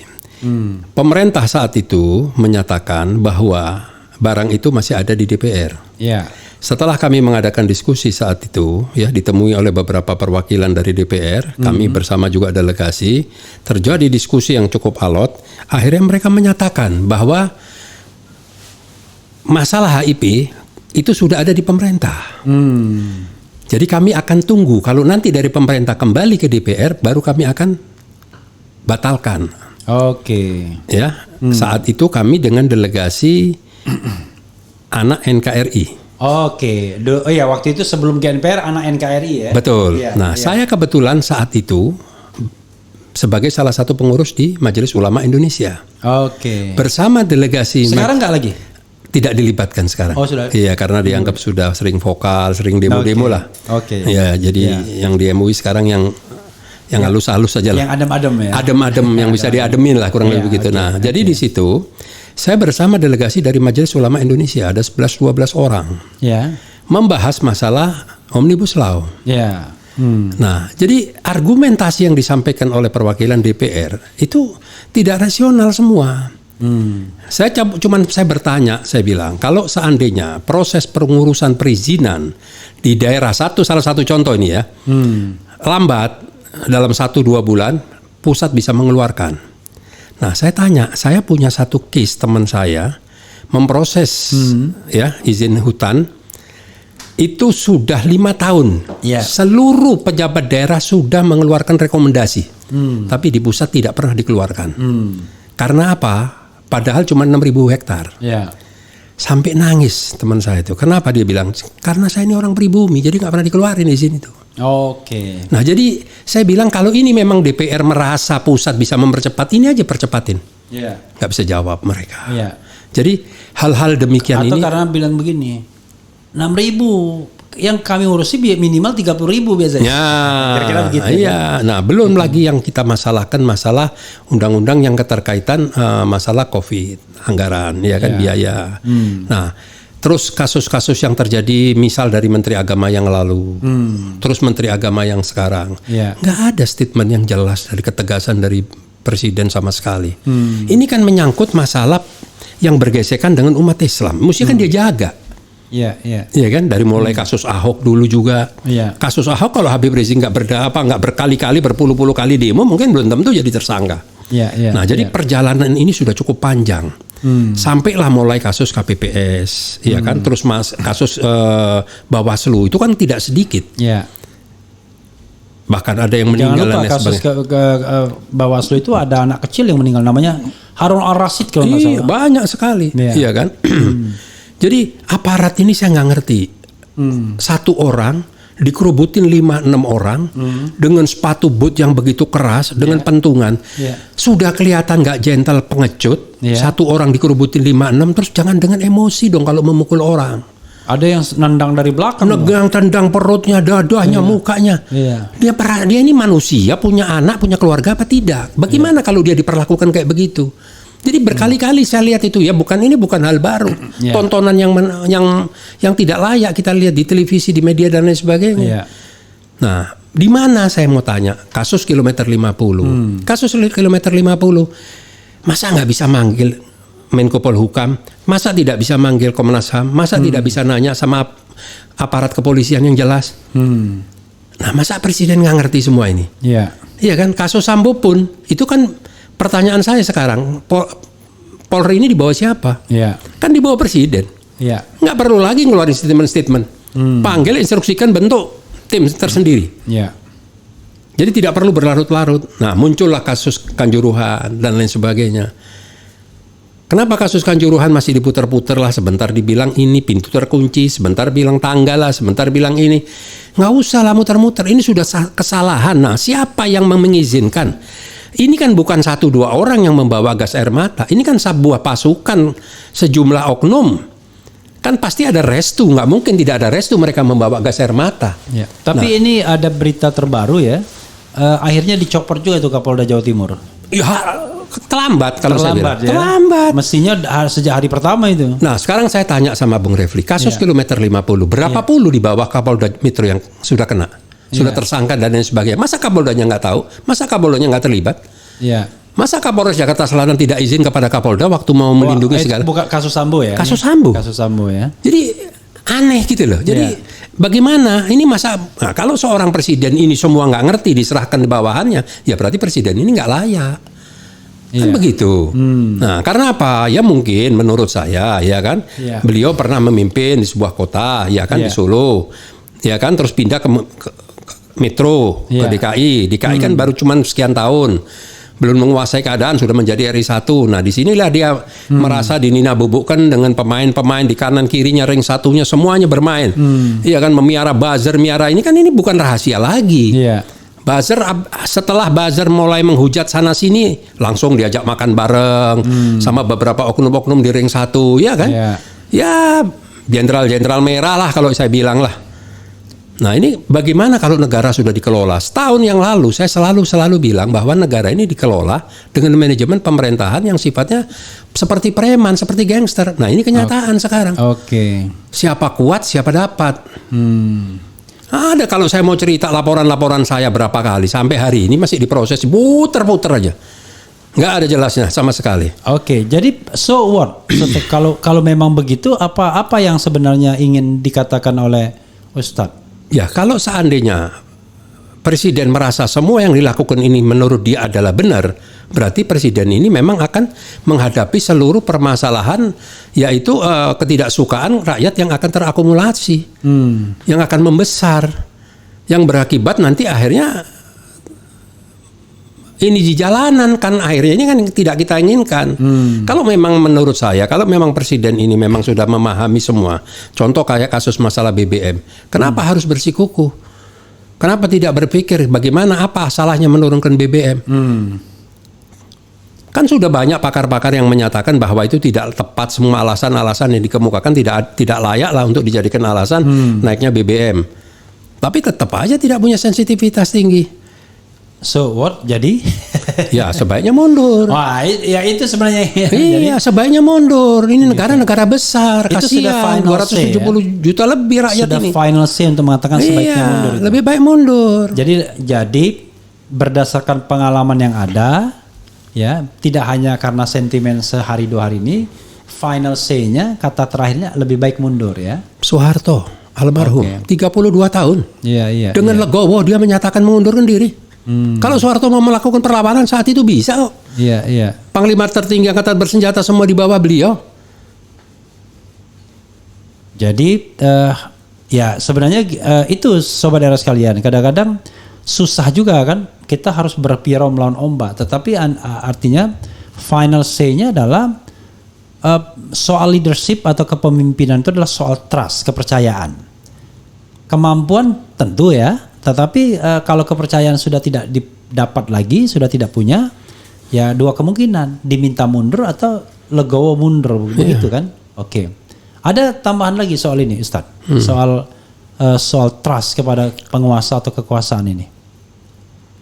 Sebelum kita beranjak pada isu terakhir tadi soal copras-capres tadi. Iya, kalau sekarang ini kan semua ini kan sudah ancang-ancang untuk menghadapi pemilu. Iya. Kalau kita lihat secara jujur, banyak menteri-menteri yang sudah tidak serius menangani departemen-departemennya masing-masing. Ya kan? belum sampai ke sana. Tapi artinya untuk yang tadi soal trust tadi, apakah ada yang mau ditambahkan atau kita mau melangkah ke sini sebelum saya ingin tajamkan pertanyaan? Ya, ini akibat dari tidak ada keseriusan kabinet, presiden tidak mampu mengendalikan seluruhnya, ya akibatnya trust makin jauh. Makin turun pasti. Tidak disupport oleh kabinet, bagaimana? Makin turun dan makin mundur. Makin mundurnya, makin kencang untuk dimundurkan. Clear ya sobat daerah sekalian. Nah, terakhir adalah ada satu fenomena yaitu deklarasi. Pertama deklarasi Prabowo Subianto. Sepertinya ya disambut adem ayam aja, biasa aja. Tidak ada reaksi mengendorse, tidak juga mengopos, ya kan? Tapi begitu deklarasi Anies Baswedan, walaupun deklarasinya belum memenuhi standar kursi minimal, kan baru 59 kursi itu. Kan masih butuh 56 kursi lagi itu. Sementara kalau Prabowo sama Caimin sudah cukup tuh kursinya, ya kan? Tapi disambut dengan gegap gempita, terutama oleh so-called mereka yang dianggap kelompok hijau ini. Tapi ada juga yang menentang.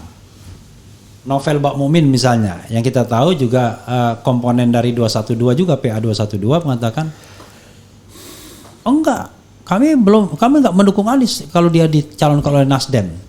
Tapi dia tadi klarifikasi, oh enggak katanya, kita dukung Anies, tapi Nasdemnya nggak usah dipilih, kira-kira begitu dia bilang kan, karena dia menganggap bahwa Nasdem juga bermasalah dari sisi keumatan kan. Habib Rizik mengundang secara khusus Anies Baswedan dalam memang acara seremonial nikahan putri dan digandingkan dengan Maulid Nabi. Tetapi ada kesempatan berpidato di sana dan orang kemudian membesarkan itu. Kemudian ada pernyataan dari GNPR ini ya yang mengatakan bahwa menunjuk 4 jubir untuk ngomong soal hal seperti ini yang resmi. Pak Kiai sendiri 3 ya, Pak Yusuf Martak, Kiai Kohar dan Ustadz Uus. 3 orang. Di luar itu nggak resmi. Ini sepertinya kayaknya reaksi terhadap novel Bak Mukmin kayaknya. Nah sekarang saya ingin frankly speaking juga, walaupun saya menanyanya muter-muter. Sebenarnya apa sih sikap saya mengatakan tripilar saja lah ya, atau GNPR atau tripilar, kan GNPR kan hanya khusus untuk Tritura ini kan. Sikap tripilars ini terhadap Pilpres 2024 utamanya terhadap pencapresan Anies Baswedan. Silakan. Oke. Ya. Jadi begini, kalau deklarasi ketua umum yang lain, karena itu normatif, dia pemilik partai, dia dicalonkan oleh partainya dan lain sebagainya. Anies ini kan nggak punya partai. Oke, pokoknya kalau yang ketua umum partai suka-suka dia lah. Suka-suka dia lah, kita nggak mau bahas lah ya kan. Itu kan nanti urusannya nanti kan gitu ya kan. Tapi kalau Anies ini kan orang memang tidak punya partai. Tapi dengan kehebatan dia selama memimpin di DKI, kalau tidak kan tidak mungkin ada partai yang mau mengangkat dia kan.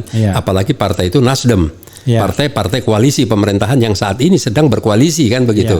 Nah makanya itulah yang menjadi euforia dan menjadi suatu berita yang cukup menarik lah bagi masyarakat ya kan. Nah, karena memang dia selama ini dihujat, tidak ada benarnya, selalu diserang. Ya kan, terutama ada partai 1-2 yang selalu nyerang ya kan. Nah akhirnya disitulah dia mendapat keuntungan karena kesabaran dan lain sebagainya, mungkin menurut versi saya gitu kan. Nah kalau seandainya tentang ada dari, saya pun menyatakan di situ bahwa sampai hari ini kami belum memutuskan ya, tapi saya tidak membawa nama GNPR, membawa nama GNPF. Tidak GNPF ya. Iya, membawa nama GNPF belum memutus akan mendukung siapa calon presiden, karena kami kan tidak lagi konsentrasi ke situ, kami lagi konsentrasi masalah-masalah yang kita lakukan lah seperti Tritura dalam aksi akbar dan lain sebagainya. Tapi nanti setelah sudah jelas siapa capres-capres yang akan maju dan sudah didaftar dan sudah masuk pendaftaran dan sudah diterima, itu barulah kita nanti akan melibatkan yaitu para ulama, para habaib, para tokoh nasional semua membuat musyawarah lah gitulah. Baru kita mengarah nanti akan kemana kita dukungan kita. Itu.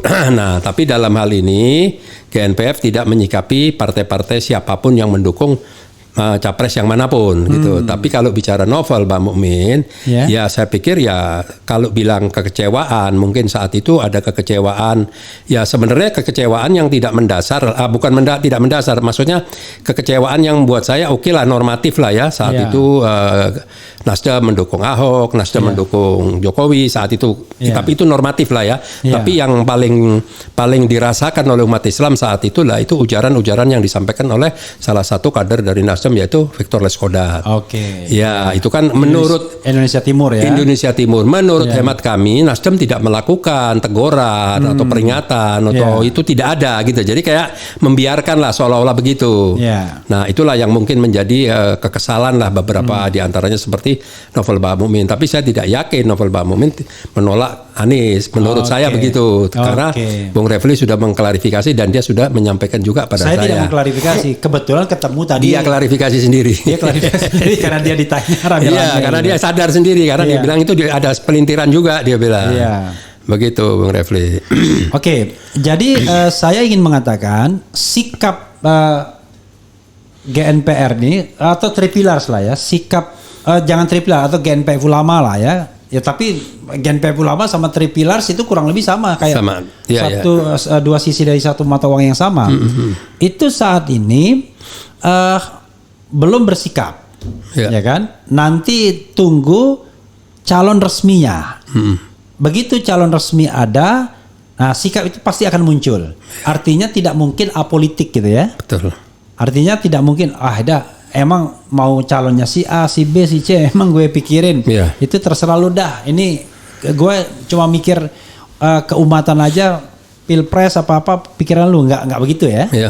Artinya tetap aja kelompok ini akan mendukung salah satu calon ketika sudah tiba saatnya, ya kan? Nah, kalau sekarang kan kita disuruh sholat maghrib, padahal asar saja belum, kira-kira begitu ya. Karena pendaftaran aja belum ya. Boro-boro pendaftaran terpenuhinya 20% aja belum, baru Nasdem doang kan? Gitu. Tapi terlepas dari itu, Pak Kiai ya, Pak Ustadz. Tapi sepertinya pencapresan Anies ini sangat ditunggu-tunggu kelompok seperti Tripilars ini, GNPF Ulama, PA212 dan FPI. Bahkan ada kesan kekhawatiran Anies tidak bisa dicalonkan. Dan kekhawatiran itu saya lihat sampai sekarang masih besar begitu. Entah nggak bisa dicalonkan, koalisi Nasdem gak ada, atau bahkan the worst skenario-nya yang saya baca dari pemberitaan media, Anies tinggal tunggu waktu aja dipakaikan jaket kuning gitu, jaket orange ya. Kalau jaket kuning kan orang senang kan, masih anggota Golkar kan. Kalau jaket orange itu jadi supporter Jackmania.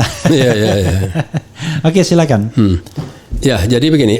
Pertama-tama saya mau luruskan dulu bahwa Gerakan Nasional Pengawal Fatwa Ulama ini bukan sebuah organisasi yang memang banyak bergerak atau konsentrasi di politik, tidak.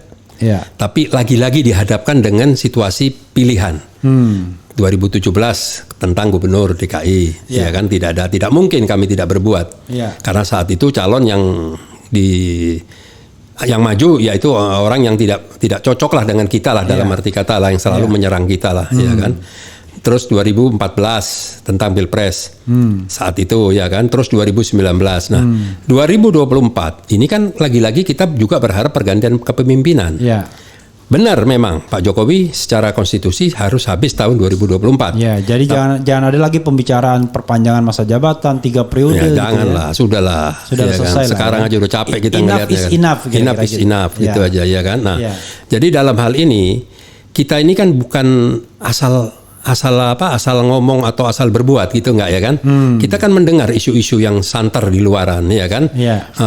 Bahkan akan dibuatlah 2 calon, ya kan?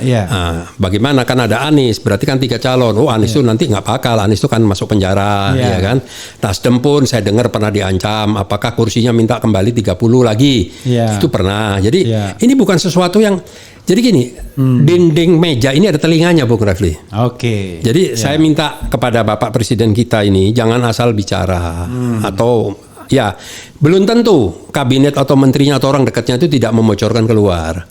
Nah, jadi karena ada indikasi-indikasi itulah yang membuat kita perlu mengawal kira-kira siapa calon presiden ini yang bisa melakukan perubahan, menyelamatkan negara dan bangsa. Kita nggak ada urusan dengan Anies, dengan ini nggak ada urusan, nggak ada ke situ. Kasarnya nih kalau hari ini calonnya Anies ada 3, mungkin saya nggak ikut pemilu. Maksudnya nggak usah ikut dukung-mendukung lah, mau nyoblos aja. Karena mana aja yang jadi aman gitu loh. Yang kita butuhkan kan itu gitu loh. Misalnya Anies, Buas, apalagi gitu kan, udah tidur kita. Iya kan, kalau yang lain siapa yang mau dipilih sekarang? Iya kan, siapa? Nggak ada calon yang bisa kita harapkan. Jadi itu rasional aja ya kan? Rasional. Kita ada pilihan ikan teri, ya kan, ikan kakap, ya kan, sama ikan gabus. Sementara kita cuma bisa makan ikan kakap, ibaratnya gitu. Ya pasti kita pilih kakap, ya kan. Jadi kan ada beberapa calon, Bung Refli ya. Ada satu calon yang katakan politiknya bagus, iya kan. Sudah pernah kita dukung habis-habisan, tapi mengkhianati umat. Sudah pernah didukung habis-habisan dan akhirnya habis. Apanya? Sudah pernah didukung habis-habisan dan akhirnya habis. Tak berbekas. Maksudnya nggak berbekas. Nggak berbekas. Iya kan. Akhirnya juga gabung. Ngapain dulu perang-perangan kita repot semuanya kan? Iya kan.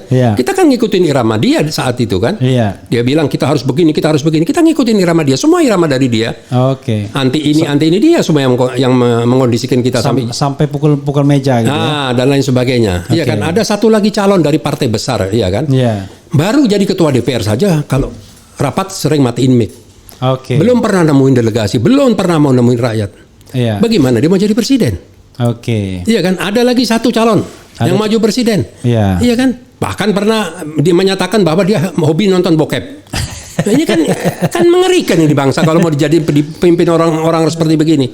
Dan dia pernah membuat pernyataan tentang kalau seandainya merantas korupsi dan sebagainya kamu akan dihabisin. Itu kan bukan ngarang, itu kan videonya lengkap viral itu kan. Iya. Jadi kemana pilihan kita? Ya kita lihat orang yang memang benar-benar istiqomah, orang yang selama memimpin di salah satu jabatannya ini tidak ada indikasi apa-apa.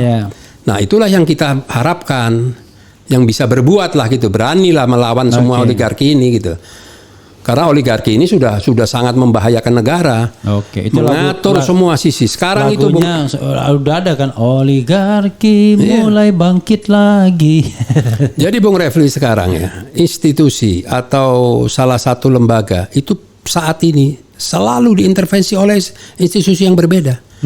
Jadi misal dari pengadilan, dia tidak bisa menjalankan sesuai kaidah hukumnya karena intervensi dari sini. Jadi kalau ini dibiarkan ya tamat negara ini. Jangan-jangan ya, saya mendengar tuh si X itu tidak mungkin lagi menjadi pejabat publik sekarang ini. Kenapa? Karena bergaulnya sama GNPF ulama.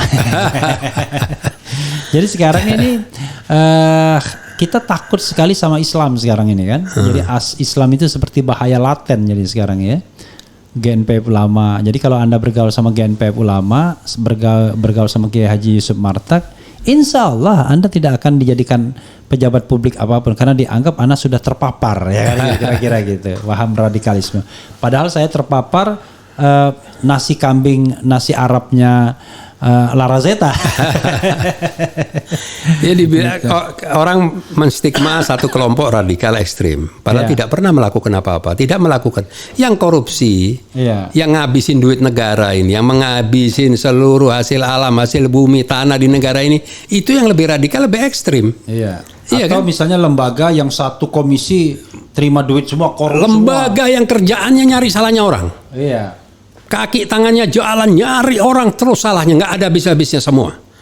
Bukan rahasia ini, semua orang udah tahu siapa lembaga itu. Full power benar-benar di negara ini. Pokoknya kalau Anda bernapas salah pun bisa kena masalah ya kan? Itu lebih radikal, lebih ekstrim. Ini memang curhat-curhat. Gara-gara 1-2 oknum mati 200-130 orang. Bunuh satu anak buah aja ngabisin 5-6 peluru. Bukan itu radikal, bukan ekstrim. Jadi ekstrim itu adalah tindakan yang berlebih-lebihan. Kan? Apalagi itu, nanti dengan isu identitas, iya kan? Masa kita kalau Bung Refli maju, masa saya nggak boleh dukung Bung Refli? Kan nggak mungkin. Tapi giliran mau pemilu pakai kudung semua. Lalu haji ditulis semua itu. Iya. Di mana-mana balihonya pakai kudung, pakai abaya. Lalu haji ditulis. Yang non muslim pakai peci, pakai sorban. Teman saya sehari-hari profesor PhD kan begitu. Begitu musim pilkada nggak lagi dia profesor PhD-nya dipakai. Ingat nggak dulu Bung Refli ada partai Nasrani? Ya, pasti apa Kristen apa Nasrani dulu?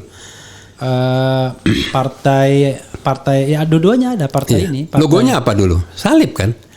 Iya. Ya bisa aja, nggak ada masalah. P3 logonya apa? Ka'bah. Nggak ada masalah. Itu identitas. Karena dukung sana. Iya. Karena dukung sana nggak dianggap identitas. Iya. Coba dia dukung sini, Ka'bah begitu kan. Jadi konon katanya kalau bergaul dengan partai putih, Anda nggak bisa lagi karena sudah teridentifikasi Anda pernah datang ke partai itu. Allahu Akbar ya. Jadi saudara sekalian, demokrasi itu mencerahkan ya, bukan membuat dunia seperti gelap, sempit ya kan. Jadi lama-lama kita mikir yang sempit cara berpikirnya nih siapa? Iya. Padahal yang namanya agama, suku, ras dan antar golongan itu sesuatu yang gifted atau separuh gifted lah. Ya kan? Pak Kiai Yusuf Martak ya kan tidak bisa menghindar kalau beliau adalah dari keturunan Jazirah Arab kan kira-kira begitu. Refli Harun tidak bisa menghindar kalau berasal dari Sumatera Selatan. Padahal kalau boleh memilih saya pengen jadi Habib loh. Kalau boleh memilih kan, walaupun dibilangin dari Yaman, Kadrun dan lain-lain nggak apa-apa, tapi bukan zuriat Nabi kan.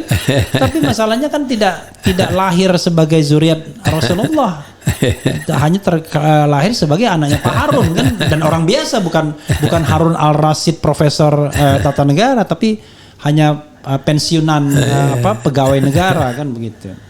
Jadi saudara sekalian, orang yang berpikir horizon terbuka itu adalah mau menerima sesuatu yang gifted itu kan. Betul. Tapi bukan berarti disembunyikan identitas itu. Betul. Kan. Masa kita kemudian identitas disembunyikan hanya karena takut politik identitas ya kan. Oke, kita bacakan lagi Pak Ustadz ya. Ini tadi yang polling tadi ya. Kita tadi kan mengadakan polling soal dukungan Part 11 tadi. Nah, ini udah mulai bergerak angkanya. Ada rencana untuk melakukan aksi unjuk rasa besar-besar. Wah, saya bilang besar-besar, bukan besar-besaran. Pada 4 November atau 411. Apakah Anda setuju dan mendukung? Yang voting itu 9.600 ya. Lebih banyak lah sampelnya dibandingkan survei yang selama ini kan biasanya 1.200 ya. Iya. Cuma kita tidak berpretensi ini metode ilmiah ya. Tapi ini free choice.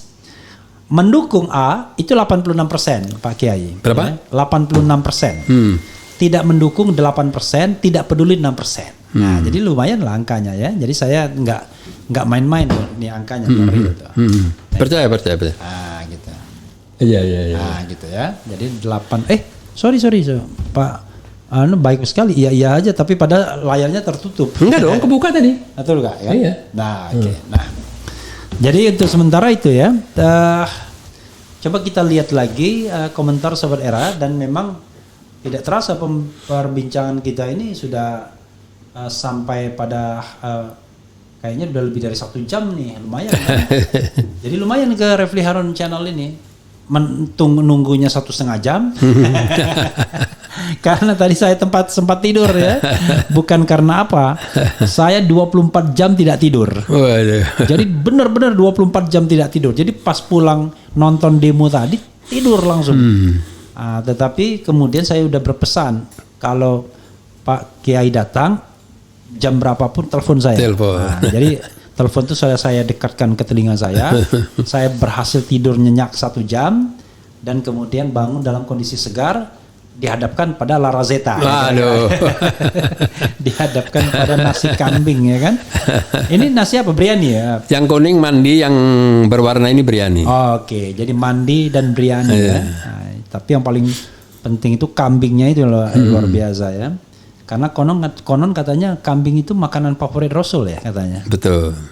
Karena saya dengar kambing, madu gitu-gitu. Iya. Jadi kambing itu kalau dari kadar kolesterolnya itu lebih rendah dari sapi dan ayam. Oke. Itu medis ya dari itu pasti. Jadi tidak salah kalau saya lebih suka kambing kan? Setuju. Hanya bagi orang yang punya bakat darah tinggi jangan berlebihan. Oke. Itu saja. Bakat saya darah rendah saya. Wah, harus banyak makan kambing berarti. Oke, luar biasa. Makanya saya tidak masalah makan kambing itu, ya. Tapi karena nasinya itu katanya kadar low karbohidrat dan low kolesterol. Oke, karena memang karena basmati kan. Basmati ya. Iya. Makanya dia berasnya itu terpencar-pencar begitu. Tidak. Iya, dan berminyak kan gitu. Iya, jadi kalau berasnya yang menyatu begitu panas-panas itu wah Betul. itu kolesterol dan karbonnya luar biasa itu ya. Tinggal lauknya yang berbeda kalau itu. Oh, lauknya berbeda. Jadi pasangannya berbeda. Kalau ini kambing aman lah ya. jadi saudara sekalian, ini intermezzo sedikit ya. Jadi yang namanya nasi kambing itu, nasi Arab kambing, entah itu kebuli, mandi, kemudian biryani, itu adalah nasi favorit saya. Pernah suatu masa saya naik Emirates. Waduh, senang sekali kan? Kalau nasi yang begini kan makanan yang elit sebenarnya kan. Wah, di pesawat ditawarin makan apa? Nasi halal pasti. Pasti nasi Arab ya kan. Mau biryani, mau mandi atau mau kebuli. Itu gitu. Biasanya lebih strong dia. Lebih strong ya? Iya, karena India yang buat. Iya, rempahnya lebih strong. Jadi rempahnya yang betul-betul rempahnya. Jadi kalau dia tuh kayak nasi nih, kayak apa yang namanya Manado. Itu strong kan? Dia bukan strongnya cabai tapi rempah. Rempah itu yang bikin strong ya. Karena saya pernah juga di Hyderabad selama 3 bulan. Jadi itu kan India yang Islamnya mayoritas kan, banyak di situ. Jadi begitu kita di launch-nya Emirates, banyak sekali kan makanannya. Kita nggak tahu kalau yang namanya nasi Arab di belakang. Padahal sudah perut udah separuh kenyang. Begitu lihat nasi Arab embat lagi. Jadi saya bisa tidak makan nasi ya kan. Tapi kalau nasi Arab pasti saya makan ya kan. Karena kan nasi biasa sering nggak saya makan ya kan. Luar biasa. Jadi pembahasan kita mulai dari soal trust ya terhadap kepemimpinan sampai kambing. Dari BBM sampai kambing. Dari BBM sampai kambing ya. Saya mau take a look satu kali lagi, satu putaran untuk membaca komentar Sobat Era dan kemudian mungkin bisa closing statement dari Pak Ustadz ya. Dan closing statement di RH Channel dan tidak terasa 1,5 jam kita sudah berbincang. Dan yang menonton kita masih banyak, masih 2.457 ya, yang watching now. Cara saya memilih, Anies didukung 3 partai yaitu Nasdem, PKS dan Demokrat. Maka cara memilihnya presidennya Anies, DPR-nya PKS, DPD-nya Demokrat, garis miring Nasdem supaya ada perimbangan dalam suatu koalisi. Luar biasa ya. Maksudnya DPRD-nya ini ya. DPRD-nya Demokrat. Iya, atau Nasdem. Jadi apa namanya? Adil juga dia nih ya. Imbang cara berpikirnya kan.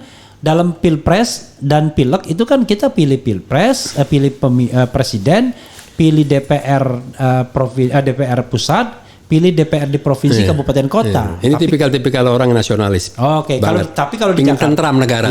Kalau di Jakarta kita nggak ada DPRD-nya, ada kabupaten kota, tapi minimal ya adil dengan kalau sudah DPR-nya untuk PKS, mungkin DPRD-nya antara Demokrat dengan Pak Ano ya. Oke. Seolah-olah kita tim suksesnya Anies ya.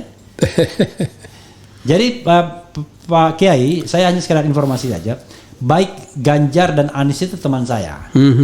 Kalau Anies itu satu angkatan dengan saya di UGM. Jadi waktu beliau itu ketua Senat UGM, saya ketua BEM Fakultas Hukum. Gitu. Ganjar itu kakak kelas saya 2 tahun di atas saya di Fakultas Hukum. Gitu. Nah bedanya kalau saya sama Anies itu kegiatannya Senat dan BEM. Kalau Ganjar pencinta alam. Dulu rambutnya gondrong tuh. Tapi memang dari dulu kelihatan tuh ada kelihatan leadershipnya. Walaupun pencinta alam, tapi kelihatan leadership. Bukan walaupun ya, pencinta alam tapi kelihatan leadership akademiknya. Karena kan biasanya orang pencinta alam kan nggak suka debat-debat, nggak suka diskusi, maunya naik gunung saja. Tapi dia termasuk pencinta alam yang mau berdialog gitu. Jadi memang terlihat. Kalau Anies memang dari dulu bakatnya terlihat, bakat kepemimpinannya tough, organisasi dan lain sebagainya ya. Jadi saya pun sudah bisa meramalkan ini pasti jadi orang ya kan. Tapi banyak juga yang diramalkan jadi orang, tapi ternyata cuma jadi orang-orangan. Jadi orang-orangan, ya. Jadi orang-orangan ya. Oke, coba ini lagi ya. Bung Repli mantap jos, kerah bajunya kembali normal. Maksudnya apa ini? Saya biasa naikkan kerah baju. Ini hem biasa. Kalau kaos baru. Kita naikkan Eric Cantona ya kan. Dibilangnya katanya karena leher saya ada tato, kan nggak ada tatonya, mana ada saya orang bertato ya kan, kenal tato aja nggak, ngerokok aja nggak ya kan, boro-boro pakai tato ya kan. Oke. Pemilih cerdas memilih yang berkualitas. Sehat-sehat terus Bang Refli dan Pak Martak ya. Bang Refli, saya sarankan calon presiden yang amanah dan baik adalah dia yang mampu membongkar kasus KM50 dan kejahatan HAM lainnya. Ya malah kita berharap nanti ada debat terbuka begitu ya, yang dimana bukan cerdas cermat. Kalau mereka kan cerdas cermat kan, debat terbuka di mana mereka berani menghadapi persoalan real di masyarakat. Kan kira-kira begitu. Betul. Ini kan susah. Ini nggak ada yang namanya floor question ya, pertanyaan dari floor tuh nggak ada. Yang ada adalah pertanyaan dari pakar yang sudah dimasukkan ke dalam kotak. Kira-kira kalau pemilihan presiden gak pakai partai, gua dukung HRS dan UAS jadi presiden dan wakil presiden ya. Oke. Pokoknya mau presidennya siapa, wakilnya siapa, yang penting saya urusan beras. Simpel deh. Jadi enggak itu Mayor Lukman di Nagabonar ya kan. Waktu pembagian pangkat dia bilang, pokoknya saya mau apapun terserah, yang penting beras urusan saya. Karena dia logistik ternyata ya. Dia tukang jual beras di dalam dalam peperangan. Saya berharap jika Anies jadi presiden, saya titip Bung Refli tata negara ini, Bung. Nah, sebelum Pak Kiai menjawab ini semua, saya ingin curcol sedikit. Jadi sahabat era sekalian, kenapa kita membutuhkan seorang presiden yang punya kemampuan literasi, punya kemampuan akal budi, akal sehat, punya kemampuan intelektual, punya kemampuan akademik, jadi strong academic background, agar dia mampu untuk berdialog dengan sebanyak mungkin komponen masyarakat yang punya ide, sikap, gagasan, konsep dan lain sebagainya. Karena saya paham sesuatu yang tidak menjadi concern kita, perhatian kita, keprihatinan kita, biasanya kita ogah. Nah, biasanya itu ditandai dengan kelemahan literasi, bacaan rendah, ya kan? Kemudian penyerapan terhadap fenomena sosial politik rendah, sehingga nggak punya ketertarikan kecuali hal-hal yang menarik bagi dia. Yang tampak misalnya, ya mungkin tertariknya pada lihat jalan, lihat pelabuhan, tapi bagaimana membangun civil society, membangun demokrasi, kemudian melakukan penegakan hukum. Kalau orang kayak saya kan, kenapa saya tidak satisfied dengan pemerintahan sekarang? Karena saya mengukurnya dari background ilmu saya, yaitu hukum tata negara.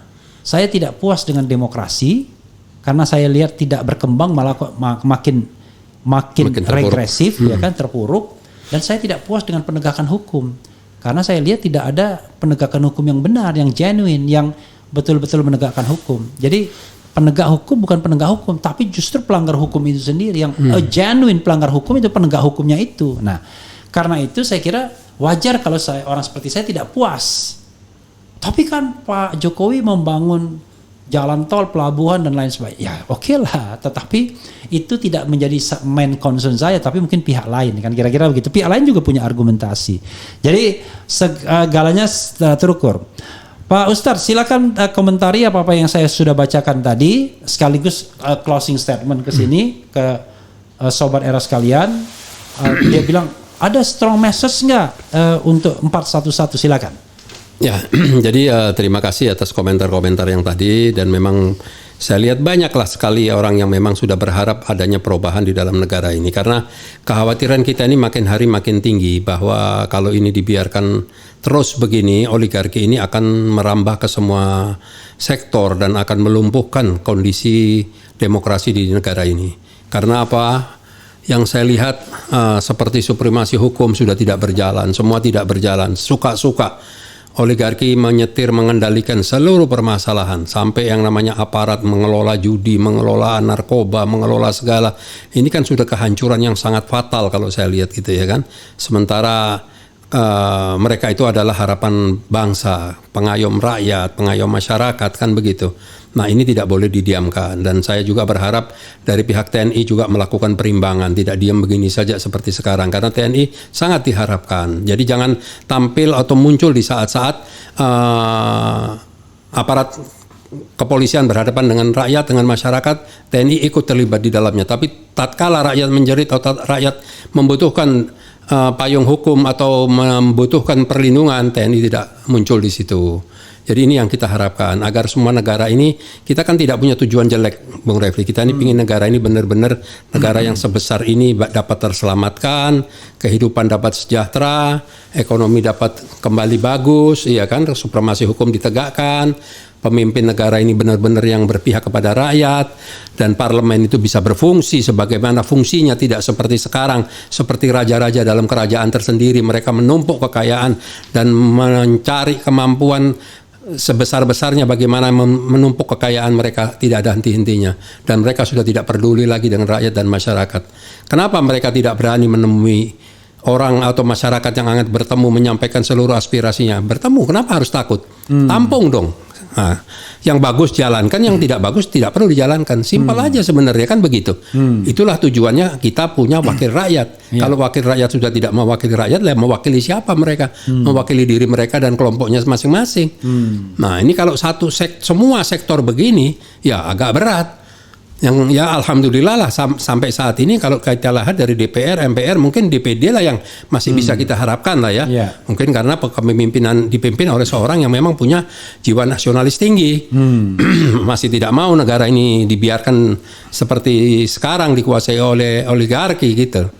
Itu saja Bung Refli yang kita harapkan. Mudah-mudahan insya Allah dalam aksi 411 nantinya kita dapat memberikan masukan dan menyampaikan aspirasi-aspirasi kami agar pemerintah benar-benar merubah sikap dan keadaan yang ada sekarang ini.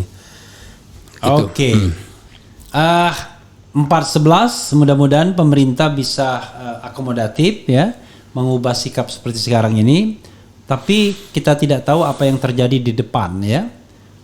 Apakah kemudian jadwal ketatanegaraan ini memang sesuai dengan prosedur? Apakah tiba-tiba ada gelombang atau arus yang lain yang kita tidak bisa duga ya? Betul. Karena kan anything can happen anytime, anywhere. Itu saja saudara sekalian. Mudah-mudahan kita nanti bisa dialog lagi dengan komponen-komponen 3 pillars lainnya. Selain Pak Yusuf Martak, mudah-mudahan kita bisa juga mengundang sekali-sekali ke sini Habib Muhammad ya dari Front Persaudaraan Islam. Karena beliau tuh jauh di markas syariah. Markas syariah Megamendung, ya. Megamendung. Dan itu pun ternyata bukan hanya keluar tol, masuk Megamendungnya keluar tol, masuk hutan. Jadi kalau jalan kaki atau naik sepeda nggak berani kita. Konon katanya masih ada macannya di situ. Masih ada binatang buas. Jadi pakai mobil tertutup kacanya. Sekali saya di sana dan sekalian juga lihat 5 syuhada ya. Karena 1 tidak dimakamkan di sana rupanya. Betul. Ya, jadi dan juga tapi Habib Muhammad sudah pernah juga diundang di RH Channel, tapi kita yang ke sana. Kita yang ke sana waktu itu. Kira-kira 1 bulan yang lalu. Yang sama sekali belum adalah Kiai Haji Abdul Kohara Al-Qudsi. Ya? Bandung dia. Oh, di Bandung. Lebih jauh lagi Bandung. Oh, lebih jauh lagi ya. Sudahlah, nanti kapan-kapan kita main ke Bandung, kita main ke Kiai Haji Abdul Qadir Al-Qudsi. Atau insya Allah kalau pas Ridwan Kamil. Atau kalau insya Allah dia lagi ke Jakarta, bisa saya kabarin. Suruh mampir ke sini ya. Insya Allah. Oke. Kita ke Bandung misalnya, ada teman saya itu, Ade Rai. Oh, Ade Rai.